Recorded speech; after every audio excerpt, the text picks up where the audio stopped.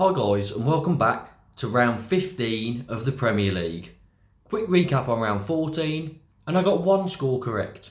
It was Newcastle drawing 1-1 with Norwich, which was pretty impressive considering at 0-0 within the first 10 minutes, Newcastle went down to 10 men.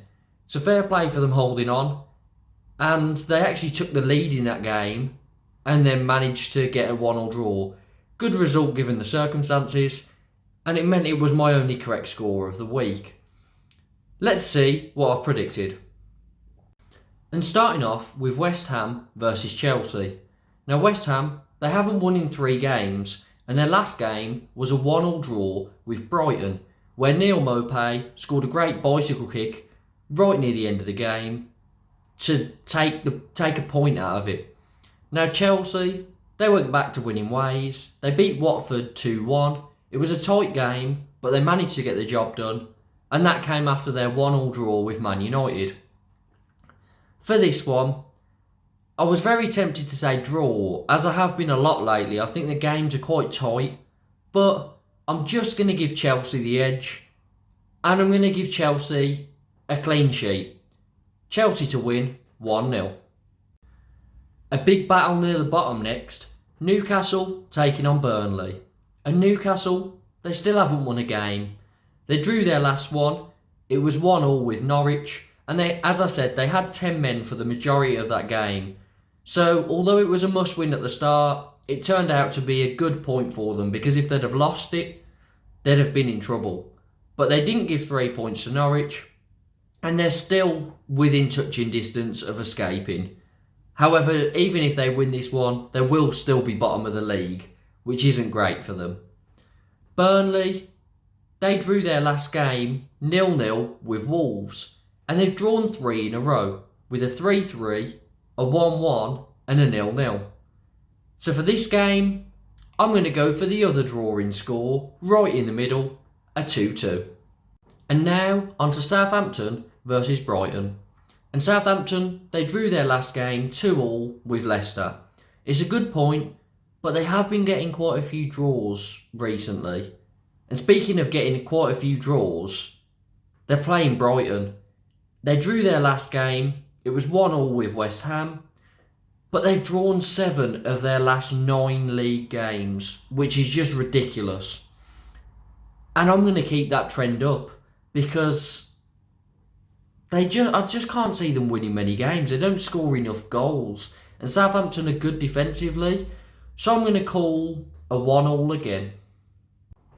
On to a really exciting game now. Wolves versus Liverpool.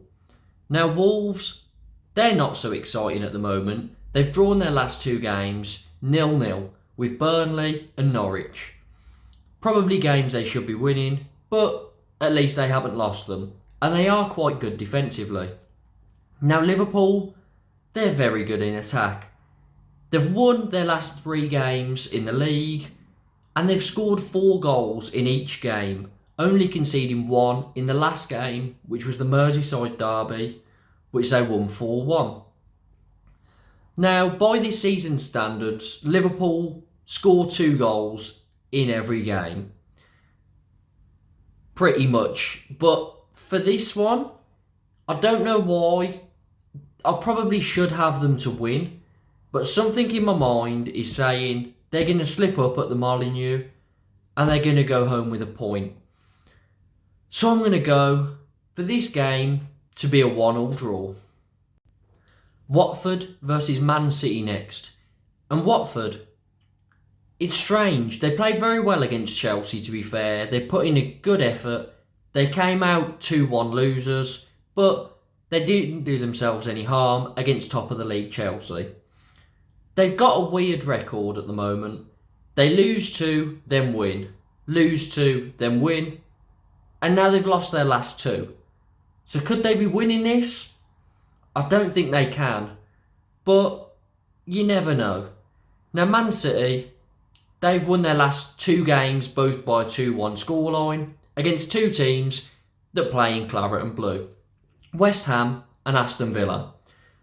And I'm going to go for the same scoreline again. Although I think Watford could potentially cause an issue with their pace on the counter-attack, I don't think they'll have enough to win it, but I think Watford will get a goal for their efforts. So I'm going to go Man City to win 2-1. And now on to two teams that haven't been in the Premier League long, but one of them did very well in their first season, and the other has started pretty decently up until recently where they've started slipping up. It's Leeds versus Brentford. Now Leeds, they were great in that first season. This season, they haven't been as good. However, they did win their last game 1-0 against Crystal Palace, thanks to a last-minute Rafinha penalty. And if it's going to be anybody for Leeds, it will be Rafinha. Bamford's still out, and Rafinha's really carrying them to any points they get as of late. Now Brentford, they lost their last game 2-0 against Spurs. And I did watch part of it, and they seemed to lack a bit of confidence. They wouldn't try that killer pass. They were passing back the whole time, and their goalkeeper, since David Raya has been injured, their goalkeeper hasn't been great, especially his distribution has been very poor. This game, I don't know. I feel like, with what I've just said, I should go for Leeds. But there's just something about Brentford. With the way they started the season, obviously they got that 3-3 draw with Liverpool. They played very well in a 1-0 loss to Chelsea and deserved some out of that game. And it sort of gave me this idea that Brentford can win any game if they turn up. But they haven't really been turning up as of late. But I keep thinking this will be the game, hence why I backed them to beat Spurs. And I'm not sure. I think I've got to stop picking them out to win unless it's a very easily winnable game. But for this, I'm going to go for a draw. I think Ivan Toney and Mbeumo can cause some damage, so I'm going to go 1-1. Onto a game I am really looking forward to. It's Man United versus Palace. And for Man United, I just want to say, Carrick, he had a brilliant, very small tenure. He covered 3 games in all competitions, 2 in the Premier League. He beat Villarreal in the Champions League, which made Man U qualify for the last 16. And he managed to get a 1-1 draw away at Chelsea and beat Arsenal 3-2, which is pretty good going for your first 2 games. And good luck to him in the future. But it's now Ralph Rangnick's turn. And I think he's going to push Man United up the table. I did predict them to finish in the top 4 at the start of the season, as a lot of people did. And I think this is now where they start pushing on, being a lot more consistent than the teams above them and getting into the top 4. Now, Rangnick, very heavy pressing style, and I expect it to come into play straight away here. And I think they're going to win this quite comfortably. Palace, they've lost 2 in a row. They lost 2-1 to Villa and 1-0 to Leeds. I think it's another loss here, but not to any fault of their own, just because they're going to be playing Man U, and Man U I think are going to be wanting to impress their new manager for one. And I think their new manager is just going to change the way they play and smarten the players up, because defensively they've been very poor as of late, and I think that's going to change. And if they can score like they did against Arsenal, then there's no reason why they can't win a lot of games from here on. So Man United to win 3-1. And now on to Spurs versus Norwich. And I don't think this will be a very exciting game. But Conte, in the Premier League, he's done very well as the Spurs boss so far. Out of a possible 9 points, he's got 7. And he's made them a lot better defensively, which was what you'd expect from a Conte team. Now, last week, I said that they would lose to Brentford. And I think that was just a bit of a reactionary decision because of their terrible showing in the Europa Conference League.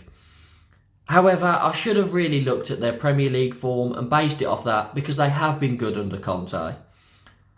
Now, Norwich, they have been better. They're unbeaten in 4. They won the first 2 of those 4, and then they've drawn the last 2. So, They've been doing better under Dean Smith, but I don't think they've got the attacking capability to be able to score against his Spurs side. So I'm going to go a low scoring game, probably very boring as I mentioned, 1-0 to Spurs. Now on to a game that really could go either way. Villa versus Leicester. And Villa, they tasted their first defeat under Steven Gerrard. He obviously won his first 2 games. He lost narrowly to Man City 2-1. And credit where credit's due. Villa, they played alright in the second half. If they weren't so poor in the first half, then they could have possibly got a point out of it. But Man City really wrapped the game up in the first half, especially with that goal just before half-time. Brilliant Bernardo Silva volley, a great counter-attack, and Man City are looking very dangerous. Now Leicester, I still can't get a read on them. They seem to turn up one week and then not really do anything the next. They drew 2-2 with Southampton in their last game. So they're scoring goals because before that they beat Watford 4-2, but they're still conceding. So for this one, I'm going to go for a 1-1 draw. And finally, on to Monday night's game, Everton versus Arsenal. And this for me is only going one way. Everton are in very poor form.